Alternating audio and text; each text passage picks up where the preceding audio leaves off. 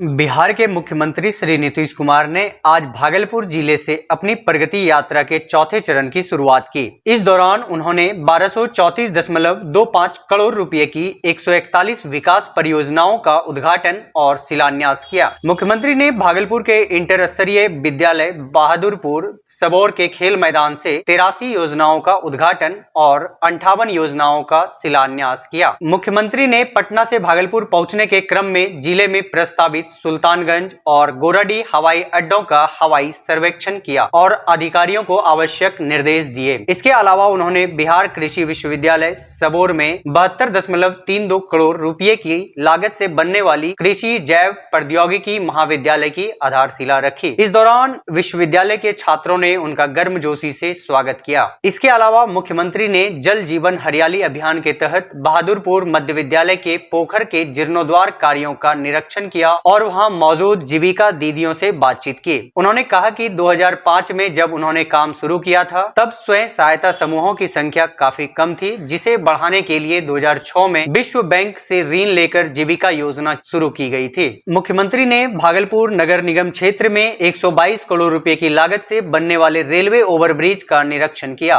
और अधिकारियों से विस्तृत जानकारी ली। इसके अलावा 234.71 करोड़ रुपए की लागत से निर्मित integrated command and control centre का उद्घाटन किया। इस केंद्र के माध्यम से पूरे शहर की यातायात व्यवस्था और अन्य नागरिक सेवाओं की निगरानी की जाएगी। इस मौके पर उप मुख्यमंत्री सम्राट चौधरी, जल संसाधन मंत्री विजय कुमार चौधरी, श्रम संसाधन मंत्री संतोष कुमार सिंह, सांसद, विधायक, विधान पार्षद, जिला प्रशासन के वरिष्ठ अधिकारी और अन्य गणमान्य लोग उपस्थित रहे।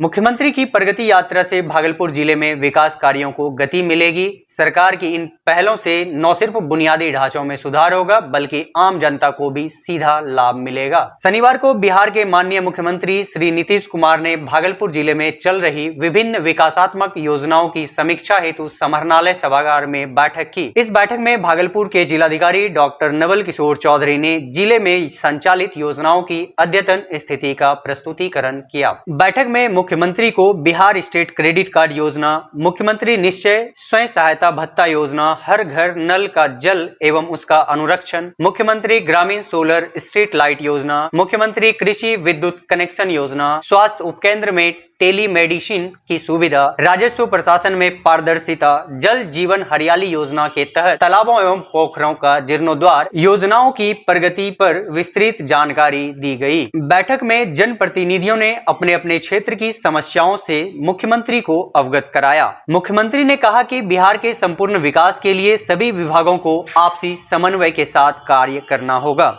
उन्होंने कहा कि वर्ष 2005 से पहले राज्य की स्थिति अत्यंत दयनीय थी, लेकिन अब बिजली, सड़क, शिक्षा एवं स्वास्थ्य जैसे महत्वपूर्ण क्षेत्रों में व्यापक सुधार हुए हैं। उन्होंने बताया कि अब तक 8000 से अधिक कब्रिस्तानों की घेराबंदी की जा चुकी है और मंदिरों की सुरक्षा हेतु चहारदीवारी निर्माण भी प्रारंभ किया गया है। मुख्यमंत्री ने कहा कि शिक्षा के क्षेत्र में क्रांतिकारी बदलाव लाने के लिए विभिन्न योजनाएं चलाई जा रही है, जिनमें पोशाक योजना, साइकिल योजना, शिक्षक नियोजन एवं नए विद्यालयों की स्थापना शामिल है। स्वास्थ्य क्षेत्र में भी बिहार में नई मेडिकल कॉलेजों की स्थापना की जा रही है, जिससे राज्य के लोगों को बेहतर चिकित्सा सुविधा प्राप्त हो सके। मुख्यमंत्री ने भागलपुर जिले के लिए कई नई योजनाओं की घोषणा की, जिनमें बौसी रेलवे लाइन पर ओवरब्रिज का निर्माण, भागलपुर में नए अंतरराज्यीय बस अड्डे का निर्माण, नवगछिया अनुमंडल में स्पोर्ट्स कॉम्प्लेक्स का निर्माण, भागलपुर मेडिकल कॉलेज में सुपर स्पेशलिटी कैंसर उपचार सुविधा, नाथनगर प्रखंड में चंपा नदी पर चेक डैम का निर्माण, सुल्तानगंज में रेलवे की भूमि को पर्यटन स्थल के रूप में विकसित करने का प्रयास, गोराडीह में औद्योगिक क्षेत्र का विकास और भागलपुर में ग्रीनफील्ड हवाई अड्डे का निर्माण आदि शामिल हैं। मुख्यमंत्री ने बताया कि बिहार सरकार ने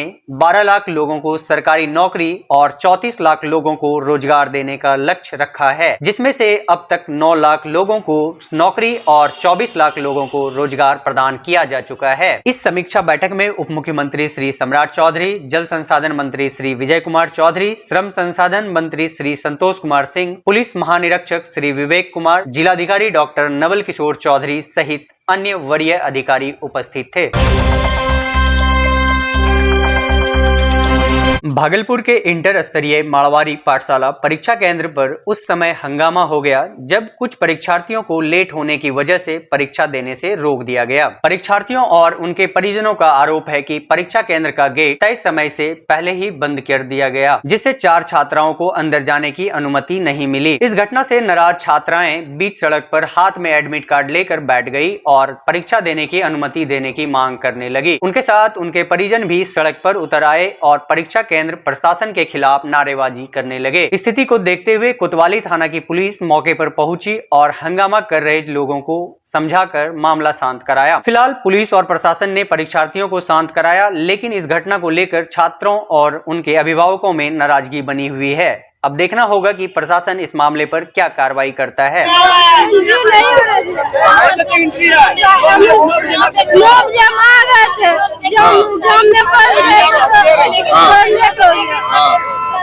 और घुसने नहीं दे रहा, नहीं घुसने दे रहा, बोला 2 महीना के बाद घुसने देगा।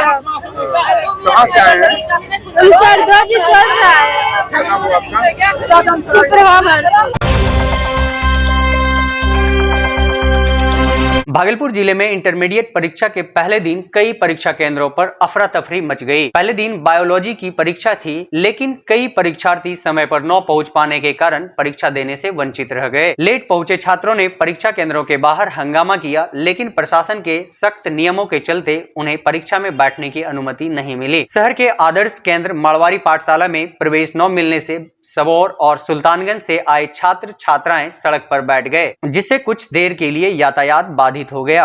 राहगीरों को भी परेशानी का सामना करना पड़ा। वहीं घंटाघर चौक स्थित Christ church girls high school में परीक्षा देने पहुंची छात्राओं को भी एंट्री नहीं मिली, जिसे वे रोने लगी। आदर्श केंद्र माड़वाड़ी पाठशाला में नौगछिया अनुमंडल के आधा दर्जन से अधिक छात्राओं को भी परीक्षा में बैठने की अनुमति नहीं मिली। आक्रोशित छात्राओं ने आरोप लगाया कि वे समय पर पहुंची थी, लेकिन प्रशासन की सख्ती के कारण उनका भविष्य अधर में लटक गया। परीक्षार्थियों का कहना है कि ट्रैफिक और अन्य कारणों से थोड़ी देरी हुई, लेकिन प्रशासन ने कोई लचीलापन नहीं दिखाया। इस घटना से छात्रों और उनके अभिभावकों में भारी नाराजगी है। अब देखना होगा कि प्रशासन इस पर क्या रुख अपनाता है। बांका जिले की अमरपुर पुलिस को एक बड़ी कामयाबी हाथ लगी है। जिले के टॉप 10 अपराधियों में शामिल 25,000 का इनामी कुख्यात अपराधी मिथुन यादव उर्फ प्रिंस यादव को अवैध हथियार और गोलियों के साथ गिरफ्तार किया गया है। पुलिस अधीक्षक के निर्देश पर एसटीएफ और अमरपुर थाना की संयुक्त टीम ने इस गिरफ्तारी को अंजाम दिया। अमरपुर थाना में आयोजित प्रेस कॉन्फ्रेंस में एसडीपीओ विपिन बिहारी ने बताया कि पुलिस अधीक्षक को सूचना मिली थी कि मिथुन यादव बेगूसराय में रहकर किसी बड़ी आपराधिक घटना की साजिश रच रहा है। गुप्त सूचना के आधार पर 30-31 जनवरी की रात अमरपुर थाना और डीआईयू की टीम ने एसटीएफ के सहयोग से छापेमारी कर बेगूसराय से उसे गिरफ्तार किया। पुलिस ने मिथुन यादव के स्वीकारोक्ति बयान के आधार पर उसके घर बड़ी जानकीपुर थाना क्षेत्र से एक देसी पिस्तौल और 5 जिंदा कारतूस बरामद किए। बांका जिले का टॉप 10 अपराधियों में जो है शुमार अपराधी मिथुन यादव, जो 25,000 रुपये का इनामी अपराधी था, इसके बारे में पुलिस अधीक्षक महोदय को सूचना मिली थी कि यह कहीं बाहर में छिपकर रह रहा है और अभी हाल में जो है किसी की हत्या की साजिश रच रहा था। जैसे यह सूचना मिली तो एक टीम का गठन किया गया और साथ में एसटीएफ की टीम भी को भी उसमें शामिल किया गया।